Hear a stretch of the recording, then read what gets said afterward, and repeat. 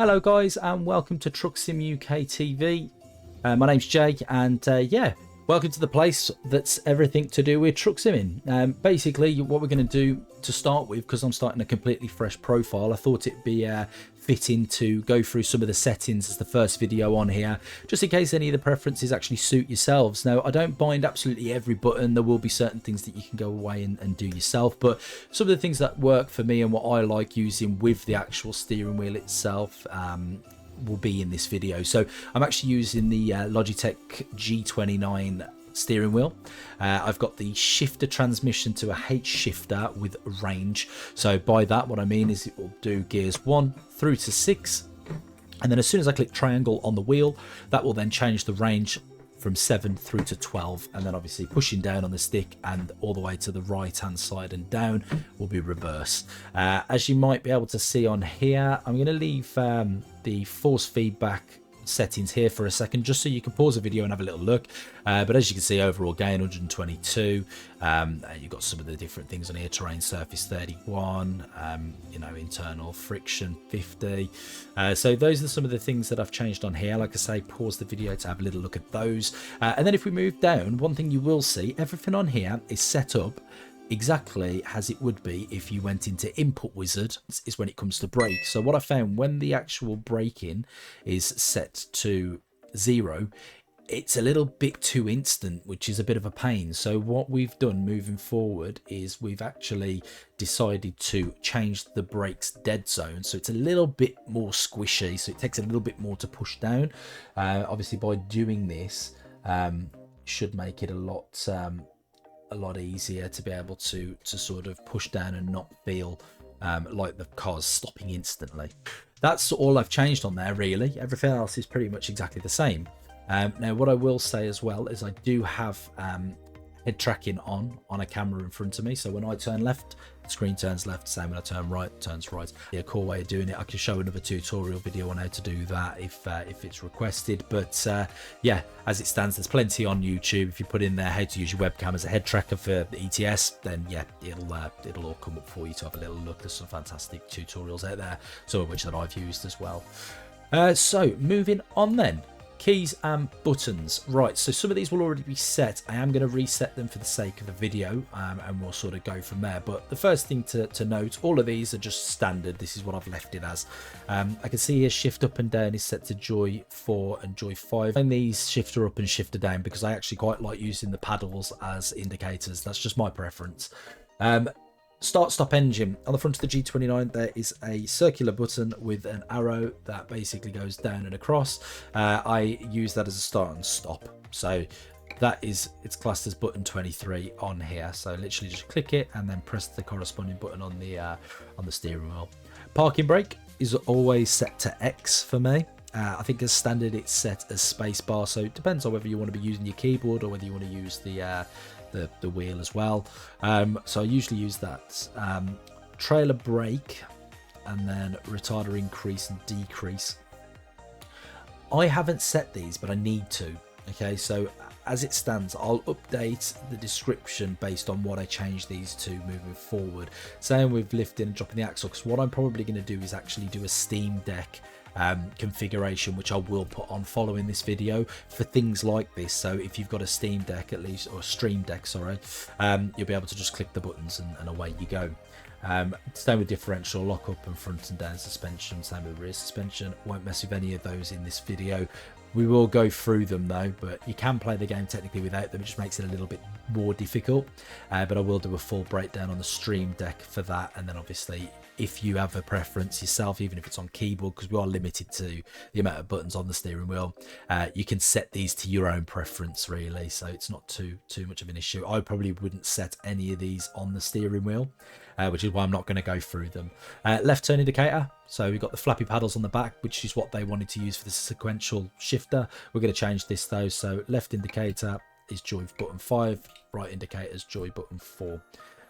Hazard warning. Okay, so with the hazard warnings, I've got the G29 PlayStation edition. The only reason I've got that is because it just looked cooler than the Xbox edition, I'm not going to lie. So on this, there's a PlayStation button in the center, like at the bottom of the wheel. There's an options button and there's a share button. I utilize all of these, and I use the PlayStation button usually as a hazard warning light, which is joy button 24. So light modes. L2, which is joy button 7, and that's L2 on the wheel, and then high beams set to joy button 11. So I just leave that. You put your light modes on if you want your high beams. It's right underneath it at L3. But nice and easy on there. Window screen wipers, I normally set to R2, which is joy button 6. Horn, I don't really put a horn on, but I suppose if I was going to, I'd probably put it as spacebar so you could probably give it a good whack. So I put that on as horn, and then I might hold down. Does it let you hold it for the air horn? I don't think it does it? No, it doesn't. So I just put space as horn until you get an air horn, and then who needs a horn when you've got an air horn, right? So then just swap these around. So yeah, wipers, I stick to R2. Back wipers, I usually look out of the vehicle when I'm doing any sort of reversing, so I don't really tend to use the back wipers. I'm not going to lie, it's just a waste of utility on the wheel, to be honest, so I leave those as they are. Cruise control is quite a good one. What I would usually do, and a minus button on the steering wheel, I usually put that as my cruise control, like up and down, and then keep it as C on the keyboard. So if I was to increase, I'd put it as the plus button on the G29, and if I was to decrease, I'd put it as the minus button on the G29, and then keep C as the cruise control on your keyboard. That's what I usually do. Display information and all this is really personal preference. I don't really clog up the steering wheel too much with this stuff. I suppose you could put it on left and right and have it sort of cycling through. It is always good to have it and have the details, so I mean, maybe something to look into. Dashboard display mode I'd probably leave as I, because you're going to need to use that too much, but these bits here is probably worth doing, but we'll do that inside the actual game. Open and close right window, so if I'm going to be driving, I'm going to be driving the car on the right hand side, depending on the vehicle actually, if I'm honest. But if it's a UK based vehicle, then yeah, I'd be there on the right hand side. So I personally, again, with opening and closing the windows, I wouldn't put it on the wheel per se. I'd probably just put it down as square brackets probably, or arrow keys maybe. Open down and then close up. We have a look to see if it's if that's going to be colliding with anything else. I don't think it is, no. So yeah, I'm just put that as up and down really, just on the right hand side, and left hand side window. I suppose you could put it as left and right. To open it, to close it, steering. Yeah, we don't really need to steer with anything else. We've got the wheel. Controls, this is all your personal preference. I wouldn't worry too much about this. Now, lean out camera, I leave these as well, 1 through to 8 for your different cameras. No point messing with any of that. Look left, look right doesn't really apply to me because I can look left and right anyway, because I've got it all set up. But again, add that on. Right, activate. So you know those buttons I told you, we've got share options in the PlayStation button. We're utilizing the PlayStation button at the moment for the hazard lights. So activate is going to be the share button, and then trailer attach and detach will be the options button just underneath. So that's joy button 8 and joy button 9. That's what I usually use. Audio player volume up and down. So the start engine button, which if we scroll back up here we can see, start and stop engine we've put to joy button 23. So that is a black button on the G29 with a red dial around it, or black dial depending on whether you got the Xbox or the PlayStation version. So the middle of that is the start and stop ignition. You can use it with accelerate as well if you want, but I usually just use it with that. And then what I use is the dial around the outside. If I want the volume on the radio to go up, I turn it to 21 and then down to 22. So this just means if I keep turning the dial to the right hand side, which is button 21, it's going to turn the volume up. If I turn it to the left hand side, it's going to turn it down. And that is pretty much all I do. Head tracking reset, yep, F12, that's fine. So we have got a couple of buttons free still, which is circle and square, and then technically the directional buttons on the actual steering wheel itself.